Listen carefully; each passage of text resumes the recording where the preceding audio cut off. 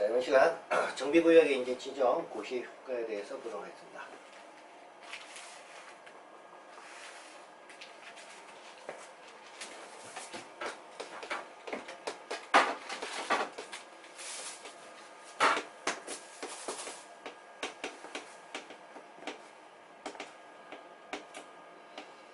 정비구역으로 이제 지정 고시가 되면 이에 따른 이제 효과인데, 정비구역으로 이제 지정 고시가 되면 체계적으로 이제 정비를 하기 위해서 국토개법상 지구단위 계획구역이나 지구단위 계획으로 각각 이제 지정 고시가 된 게 이제 결정 고시가 된 게 의제가 됩니다.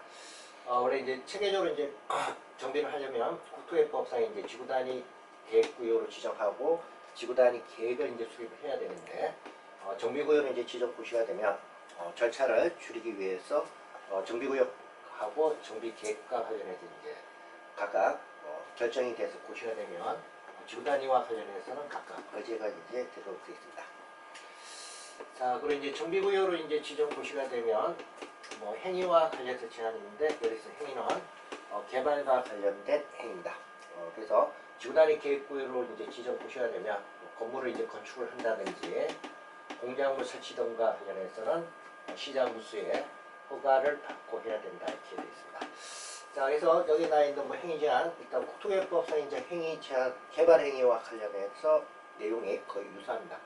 근데 좀 조심할 건 첫 번째 이제 건축물의 건축하고 용도 변경 이렇게 되어 있는데, 여기 이제 건축물에는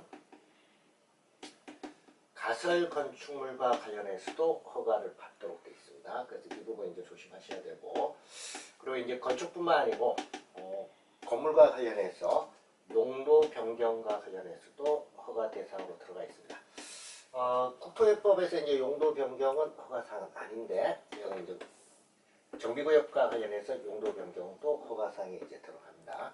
그래서 여기 이제 두 가지는 주로 보상과 관련해 가지고 문제가 될 수가 있기 때문에 가설 건축물이나 용도 변경도 허가를 받도록 되어 있습니다. 자, 그리고 이제 공작물 설치하고 토지 형질 변경하고 공유수면 매립, 이런 부분은 국토개법상 개발행위로 같고, 그다음 이제 토속의 채취, 토지 분할, 그리고 물건을 쌓아두는 행위 같습니다. 자, 그리고 이제 마지막에 보면 중목에 이제 벌채하고 식재 기대인데, 중목에 이제 벌채게 되는데, 중목은 이제 나무, 나무를 벌채, 자르는 행위. 자, 이것도 허가를 받아야 한다 이렇게 되어 있는데, 중목, 나무가 이제 벌채가 되면 대부분 개발로 이제 들어가기 때문에 사전에 이제 허가를 받도록 되어 있습니다. 그다음 이제 중목에 이제 식재 이렇게 되어 있는데, 나무를 이제 심는 거죠. 이 부분은 나중에 이제 보상과 관련해서 문제가 될 수 있기 때문에 이것도 허가를 받도록 되어 있습니다. 자, 그리고 여기에 대해서 이제 예외라는 건 허가 받지 않고 할 수 있다, 그런 의미입니다. 첫 번째는 이제 재해복구하고 재난수습 이렇게 되어 있는데, 재해복구나 재난수습, 응급조치게 되는데, 이거는 허가를 받지 않고 할 수가 있고, 그다음에 이제 기존 건축물과 관련해서 붕괴 등의 이제 안전사고가 있는 경우 이렇게 되어 있는데, 붕괴 등의 이제 안전사고 있다 이렇게 되어 있는데, 이 부분과 관련해서 관련된 조치를 할 때는 이거는 허가 대상에서 이제 제외하도록 되어 있습니다. 자, 그래서 이 부분이 이제 개정되면서 새로 추가된 부분 때문에 그 부분 좀 조심하시고, 그다음에 세 번째는 이제 농림수산물과 관련해서 생산과 관련해서 간이 공작물 설치입니다. 자, 그리고 이제 경작을 위한 토지 형질 변경, 그다음에 이제 토속 설치 기대인데, 사업에 도시개발, 정비구역의 개발에 지장을 주지 아니하고 자연경관을 손상하지 않는 범위에서 토속의 채취입니다. 자, 그리고 이제 정비구역 안에서 존치하기로 결정된 대지 안에 물건을 쌓아 놓는 행위, 이건 이제 존치니까 허가를 받지 않아도 된다, 그런 의미입니다. 자, 그리고 이제 제일 마지막 관상용과 관련해서 관상용 중목과 관련해서 중목에 임시 식재다 이렇게 되어 있습니다. 그래서 중목에 이제 식재죠. 식재인데 용도가 관상용 이렇게 되어 있는데, 관상용은 조만간에 판매 목적입니다. 판매 목적의 중목과 관련해서 임시로 식재하는 것은 여기 허가 대상에 이제 제외한다, 그런 의미인데, 여기서 이제 관상용 중목과 관련해서 임시식재를 하는데, 자, 이게 경작지에다가 할 때는 또 제외한다 이렇게 되어 있습니다. 자, 그래서 경작지에서 임시식재는 제외한다 이렇게 되어 있는데, 경작지에 임시식재를 할 때는 허가를 받아야 된다 그런 의미입니다. 자, 그래서 이 부분 이제 표현을 좀 잘 기억을 하고 계셔야 됩니다.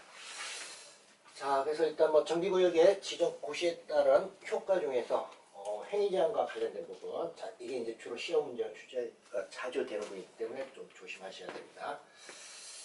자, 그리고 이제 정비구역 등과 관련해서 해제 이렇게 되어 있는데, 자, 정비구역 이제 지정 등과 관련해서 사업 추진 자체가 지연이 되게 되면 일정 기간이 이제 따라서 법에서 정하고 있는 기간만큼 지연이 되면 정비구역으로 지정했던 걸 해제. 그래서 해제와 관련해서 해제를 하야하는 경우하고 그 다음에 해제를 할 수 있는 경우 두 가지로 나눠집니다. 자, 그래서 뭐 정비구역 이제 지정했다가 사업 추진이 이제 지연이 되면 정비구역으로 이제 지정된 자체를 해제를 할 수가 있습니다. 정비구역으로 이제 지정이 되면 좀 전에 봤던 뭐 개발과 관련해서 이제 제한이 되는데 그런 부분이 문제가 될 수가 있기 때문에 일정 기간 동안 사업 추진이 이제 진행이 되면 법적으로 해제를 이제 하는 경우하고 해제를 할 수 있는 경우 두 가지로 이제 나눠집니다.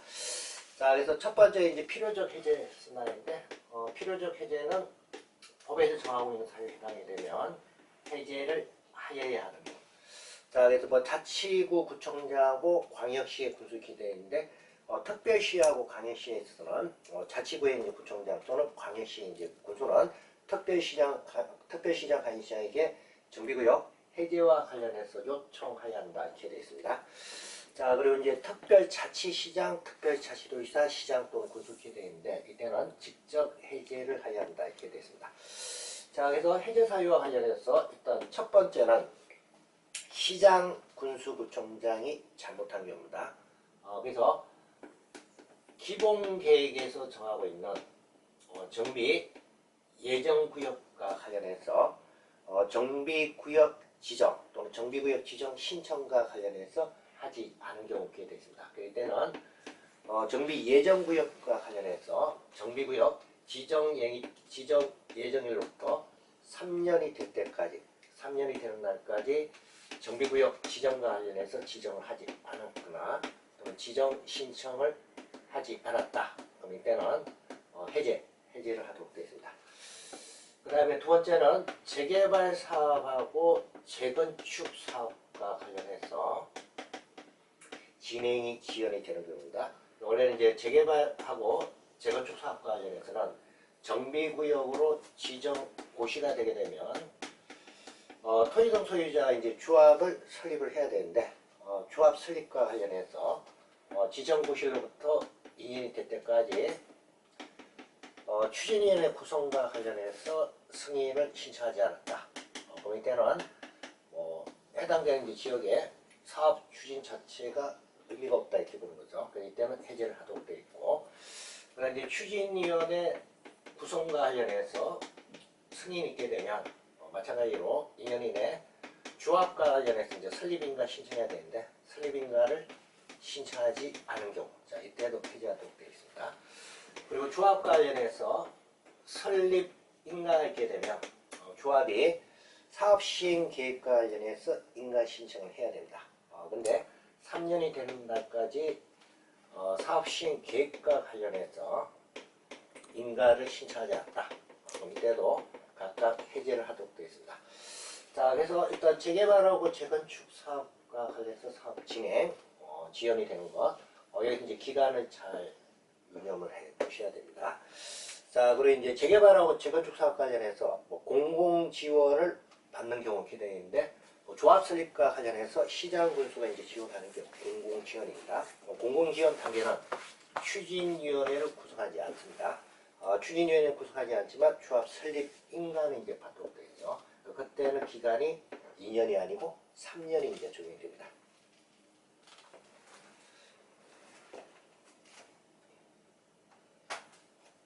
자, 그 다음 세 번째는 토지 등 소유자가 재개발 사업을 시행하는 경우 이렇게 되어 있습니다.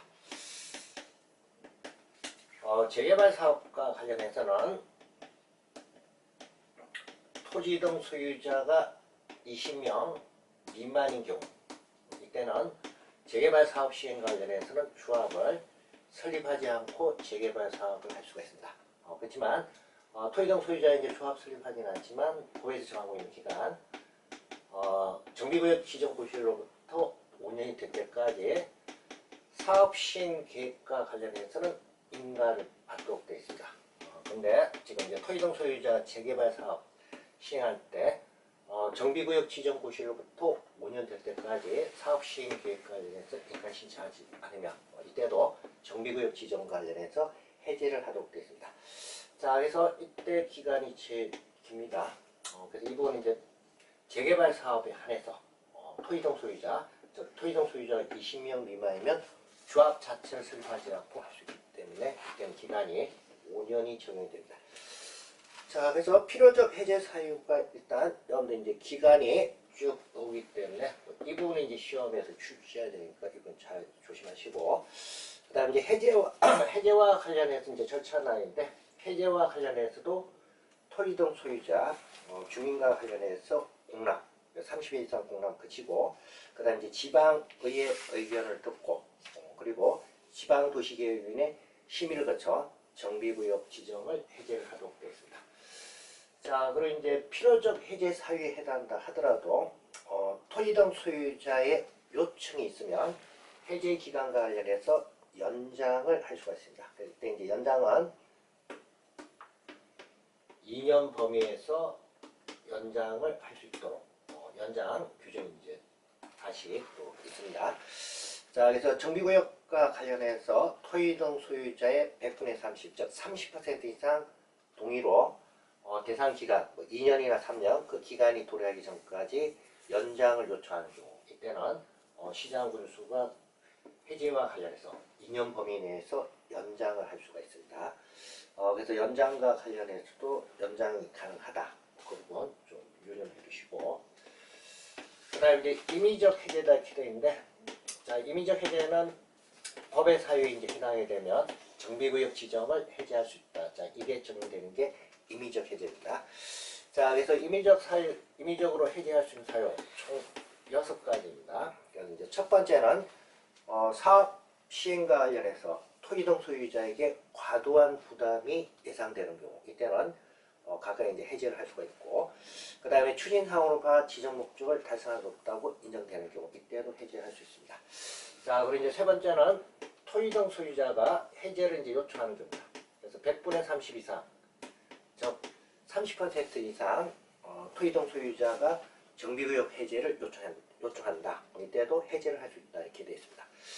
자, 그 다음 이제 네 번째는 주거 환경 개선 사업과 관련해서 스스로 개량 방법 이렇게 되어 있는데, 사업 시행자, 시장 군수가 정비 기반 시설 설치해주고 토지 등 소유자가 주택을 스스로 이제 개량하는 방식에서 사업 시행하는 경우입니다. 그럼 이때는 정비구역 지정 고시가 되고 나서 10년 이상이 경과됐을 때,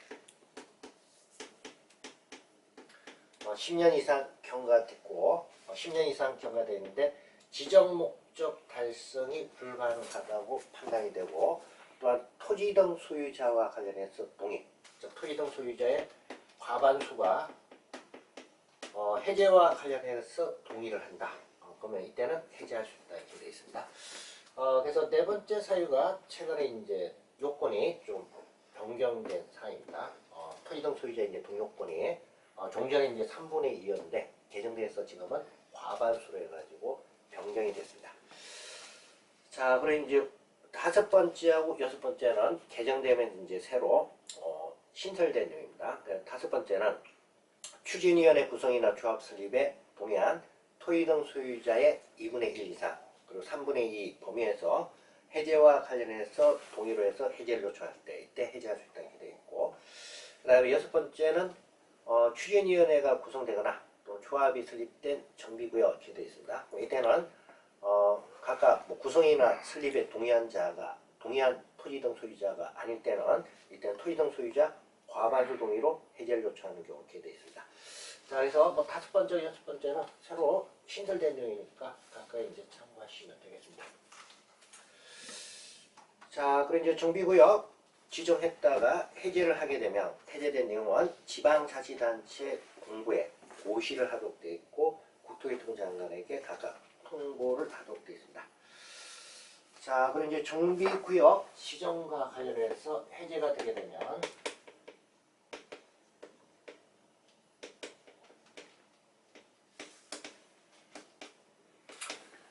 정비구역이 이제 지정됐다가 해제가 되게 되면 용도 지역 등과 관련해서는 정비구역 지정되기 전 용도 지역으로 각각 환원이 되도록 되어 있습니다. 그리고 정비구역 지정과 관련해서 해제가 됐을 때 시장으로서는 해제된 구역을 정비사업 중에서 주거환경 개선 사업구역으로 지정을 할 수 있다 이렇게 되어 있습니다. 정비구역으로 지정될 정도면 상태가 별로 안 좋은 지역입니다. 그래서 이때는 재개발 사업이나 재건축 사업과 관련해서 정비구역 지정이 해제가 되면 이때는 주거환경 개선 사업구역으로, 즉 시장구수가 직접 시행할 수 있는 주거환경 개선 사업구역으로 지정할 수가 있습니다. 자, 그리고 시장군수는 정비구역 지정과 관련해서 해제된 지역을 국토교통부 장관에게 도시 재생 선도 지역으로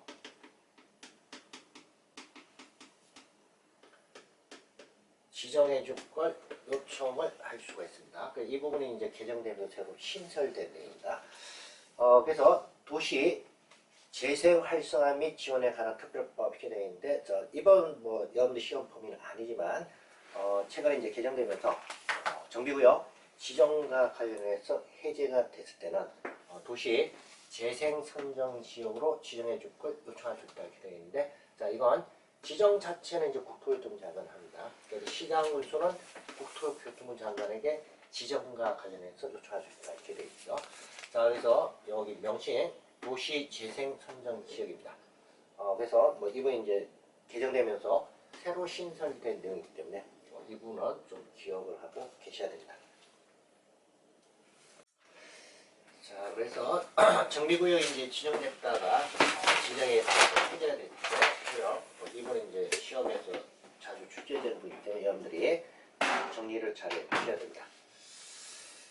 자, 그 다음에 이제 정비사업과 관련해서 정비기본계획하고 정비계획 출입할 때 용적률 완화할 수 있다 이렇게 되어 있는데, 국토개법상 국토개법에 따른 용적률의 최대 상한까지 용적률을 따로 이제 정해서 적용할 수가 있습니다. 자, 그래서 주거지역과 관련해서는 국토개법에 따른 주거지역과 관련해서는 정비기본계획이나 정비계획에서 용적률 국토개법에서 정하고 있는 최대 상한까지 용적률을 정할 수가 있겠습니다. 자, 그 다음에 이제 정비사업 중에서 재건축 사업을 실시하는 것과 관련해서는 주택과 관련해서 안전진단을 실시를 하도록 되어 있습니다. 자, 그래서 뭐 안전진단 실시는 정비계획에 이제 입안권자가 하도록 되어 있습니다. 그래서 뭐 시장, 군수 등이 안전진단 실시를 하는 거고, 이때 이제 안전진단 실시는 재건축 사업이 주 대상이 되겠습니다. 자, 그래서 정비계획 입안권자는 이렇게 되어 있는데, 정비계획 입안권자 시장 군수죠. 시장 군수 등은 재건축 사업 정비계획 입안을 위해서 정비 예정 구역별로 정비계획 수립 시기가 도래되는 안전진단을 실시해야 된다. 안전진단 실시는 시장 군수가 일단 직접 재건축 사업과 관련해서 정비계획 수립 시기가 이제 도래하면 직접 안전진단을 실시를 해야 된다 이렇게 되어 있고, 그 다음에 이제 토지 등 소유자가 토지 등 소유자의 10분의 1 이상의 동의가 있는 경우, 이때는 시장 군수에게 안전진단 실시와 관련해서 요청을 할 수가 있습니다. 자, 그래서 요청에 의한 안전진단이 되어 있는데, 원래 이제 정비계획 아직 뭐 정비계획 수립 시기가 아닌데도 불구하고 토지동 소유자가 안전진단 실시 요청이 있게 되면 마찬가지로 시장군수가 이제 안전진단 실시하도록 되어 있습니다. 자, 그래서 이때 이제 요청은 10분의 1 이상 동의가 있어야 된다 이렇게 되어 있습니다. 자, 그리고 이제 요청에 의해서 안전진단 실시할 때는 해당된 이제 안전진단 실시 비용은 토지동 소유자가 요청한 자가 각각 부담을 하도록 되어 있습니다. 자, 그리고 이제 안전진단 대상 X나인데 안전진단 대상은 주택단지 내에 있는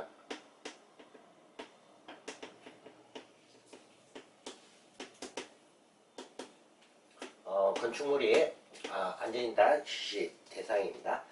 자, 그리고 이제 주택단지 내에 있는 건물과 관련해서 건축물과 관련해서 안전진단 대상에서 제외할 수 있다 이렇게 되어 있는데 법에서 5가지 사유가 나와 있습니다. 그래서 그 5가지 사유 중에서 여러분들이 시험 관련해서는 5번째 거 좀 조심하시고 시설물 안전 및 유지 관리에 관한 필요성에 따른 시설물로서 기재되어 있습니다. 해당되는 시설물로 지정받은 안전등급입니다. 그래서 법률에 의해서 안전등급이 D등급이나 E등급에 해당한다. 그러면 다른 법률에 의해서 이미 안전진단 실시했고 안전등급이 D나 E, D면 안전과 관련해서 미흡, 그리고 E면 안전과 관련해서 불량한 것과 같은 관계입니다. 그래서 안전등급 D나 E에 해당할 때는 여기 지금 이제 안전진단 대상에서 제외를 할 수 있도록 법률에서 규정이 되어 있습니다. 자, 그래서 그 부분 좀 조심하시고, 그 다음에 이제 안전진단 실시와 관련해서 먼저 현지 조사를 한다 이렇게 되어 있는데 현지 조사는 시장군수가 관계 공무원으로 하여금 주택단지에 가서 육안으로 먼저 조사를 하는 게 현지 조사입니다. 그래서 현지 조사를 실시를 해서 안전진단 실시 여부와 관련해서 결정을 하도록 되어 있습니다. 자, 그래서 일단 육안으로 판단해서 안전진단 실시할 필요가 없다.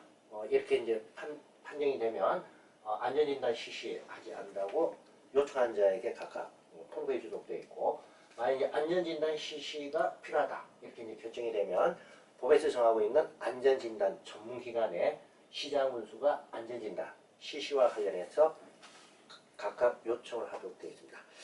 자, 그래서 뭐 실시 여부에 대한 결정 기능인데 안전진단 요청일로부터 30일 이내 실시 여부를 결정해서 요청인에게 통보해야 된다 이렇게 되어 있습니다. 자, 그리고 이제 안전진단이 실시가 필요하다고 인정이 되면 법에서 정하고 있는 안전진단 기간에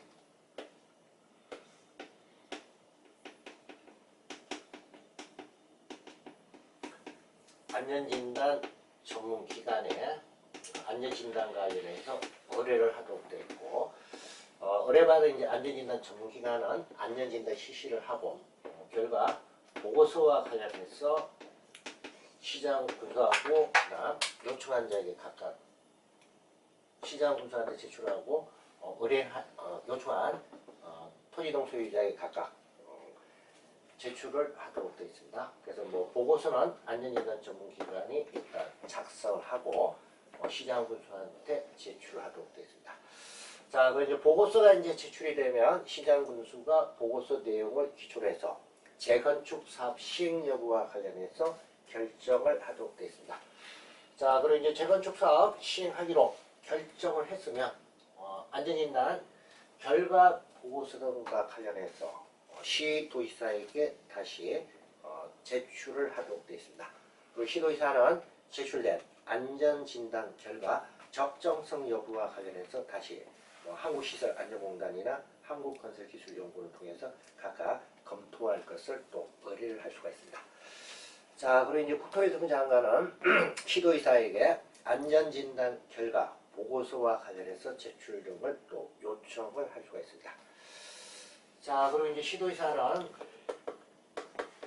안전진단 결과 보고서 검토 결과 재건축 사업 시행에 필요하지 않다 이렇게 판단이 되면 정비계획 위반권자에게 재건축 사업과 관련된 정비계획 위반과 관련해서 취소할 것 요청을 할 수가 있고, 이와 같은 이제 취소 요청이 있게 되면 위반권자는 그 요청한 대로 따르도록 되어 있습니다.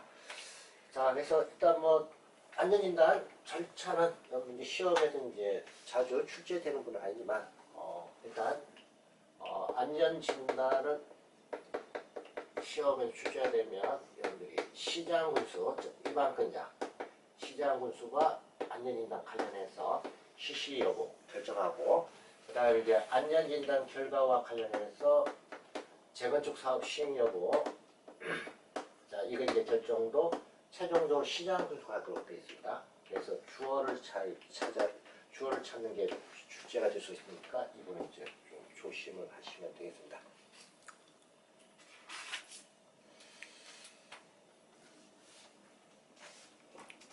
자, 그 다음 이제 정비사업 시행이 나인데,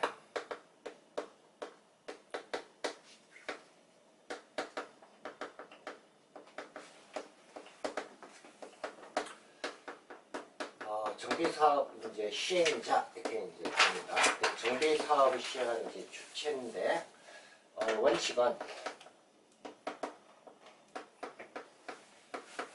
토지 등 소유자가 정비사업 시행자, 정비사업을 시행해야 되는데, 토지 등 소유자가 조합을 설립을 해서 조합 자체가 이제 정비사업 시행자가 되는 것, 이게 원칙입니다.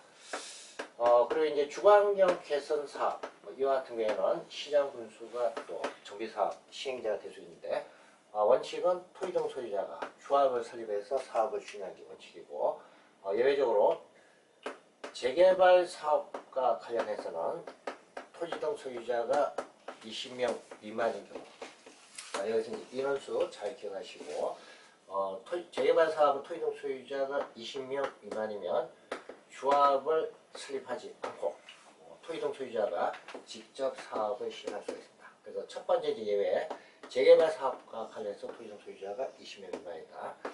그 다음에 이제 두 번째는 시장군수가 직접 시행하거나 시장군수가 주택공사 등을 사업 시행자로 지정해가지고 하는 경우, 자, 이것도 있습니다.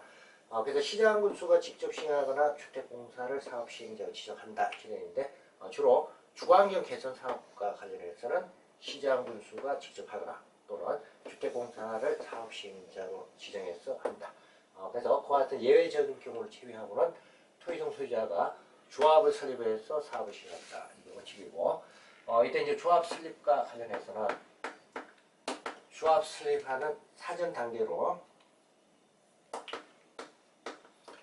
추진위원회를 구성하도록 되어 있습니다. 조합 설립 추진위원회를 구성하고 토지 등 소유자 과반수 동의를 받아서 시장 군수의 승인을 받고, 그 다음 추진위원회 구성된 다음 조합 설립과 관련해서 토지 등 소유자 동의를 얻어서 인가를 받도록 되어 있습니다. 자, 그래서 조합 설립 인가 받기 전 사전 단계로 추진위원회가 구성이 됩니다. 그 추진위원회는 조합 설립과 관련된 업무를 이제 담당하기 위해서 추진위원회가 먼저 구성되고, 추진위원회 구성과 관련해서는 토지 등 소유자 과반수 동의입니다. 과반수 동의 받아서 시장군수 승인받고, 그리고 추진위원회 구성된 이후 또 조합 설립과 관련해서 토지 등 소유자 이제 동의를 받아서 시장군수의 인가를 받도록 되어 있습니다. 자, 그래서 일단 뭐 절차 부분 이거 이제 좀 조심을 하시고, 그리고 이제 추진위원회 이제 기능 해설라인인데, 조합 설립 인가를 받기 위한 준비 업무를 이제 수행하는 게 추진위원회 가장 주요 업무입니다. 그래서 뭐 조합 설립 인가를 받기 위한 준비 업무 이렇게 되어 있는데, 조합 설립과 관련해서는 토지 등 소유자 동의를 받는 게 가장 주요 업무이기 때문에 토지 등 소유자 동의 자체, 동의서를 뭐 진구하는 행위 이렇게 되어 있는데, 동의받는 행위 자체가 조합 설립 추진위원회 주요 업무가 되겠습니다. 자, 그리고 이제 그 밖에 정비사업 전문 관리업자 선정 해서 나있는데, 정비사업 관련해서 이제 컨설팅 업체가 정비사업 전문 관리업자입니다. 정비사업 전문 관리업자는 조합 설립하고 나서 선정하는 게 아니고 추진위원회 단계에서 선정을 하도록 되어 있습니다. 그러니까 추진위원회 승인받은 이후 경쟁 입찰이나 수의계약 방식에 의해서 정비사업 전문관리업자를 선정을 한다 이렇게 되어 있습니다. 자, 그래서 뭐 정비사업 전문관리업자 선정 단계, 추진위원회 단계에서 한다. 그 부분을 좀 이용해 주시면 되겠습니다.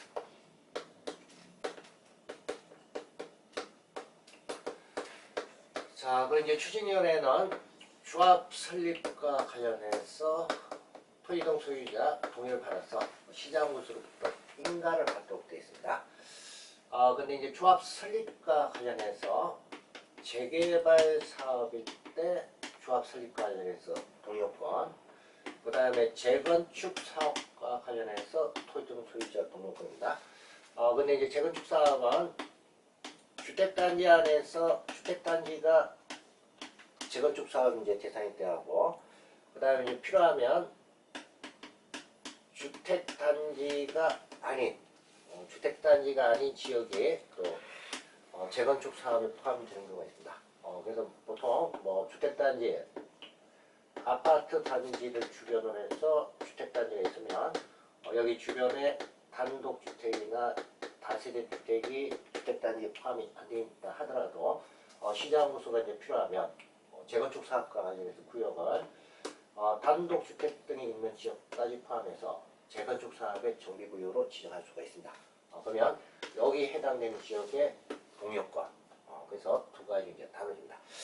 자, 그래서 여기 이제 재개발 사업은 일단 소유자 머리 숫자 기준하게 되면 토지등 소유자의 4분의 3, 그리고 면적 기준에서 면적의 2분의 1 이상의 토지등 소유자 동의받아야 한다 이렇게 되어 있습니다.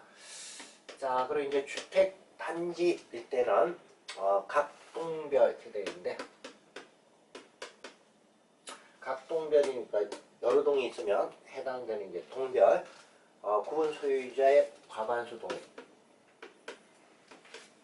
그리고 주택 단지 전체 구분 소유자의 4분의 3, 그래서 머리 숫자 면적 기준에서 다 4분의 3 이상 동의를 갖춰야 된다. 그래서 주택단지일 때는 여기 두 개의 요건 다 갖춰야 됩니다. 각 동별 동요건하고 주택단지 전체 구분 소유자의 동의가 각각 갖춰져야 된다 이렇게 되어 있습니다. 자, 그럼 이제 주택단지가 아닌 지역이다. 주택단지가 아닌 지역이 정비구역에 포함된 경우 이렇게 되어 있습니다. 그래서 이때는 소유자 기준에서 4분의 3. 자, 그럼 이제 면적, 해당된 이제 면적과 관련해서는 3분의 2 이상 소유자의 동의가 있어야 된다 이렇게 되어 있습니다. 그래서 정비법에서 일단 여기 조합 설립 인가와 관련해서 토지등 소유자 동의요건 제일 자주 출제가 되기 때문에 반드시 기억하고 계셔야 됩니다. 동의요건. 자, 그럼 이제 여러분들 교재 보시면 토지등 소유자의 이제 동의를 얻어야 한다 이렇게 되어 있는데, 동의 산정 기준이 나와 있습니다.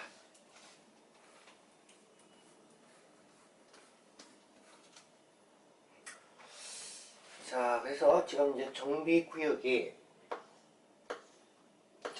안에 자, 토지등 소유자와 관련해서 자, 토지하고 이제 건물 등이 있었을 때 그 이제 집안 1집안에는 토지 소유자가 A하고 B가 공유를 하고 있고, 그리고 집안 1집안에 건축물은 건물이 있는데 건물과 관련해서 C가 안에 소유하고 있다.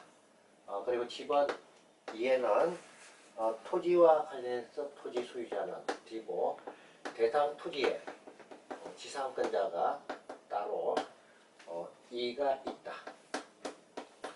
그리고 집안 3번에는 토지와 관련해서 F가 소유자가 있고, 그리고 집안 4번에는 토지하고 건물 각각 C가 소유하고 있다 이렇게 되어 있습니다.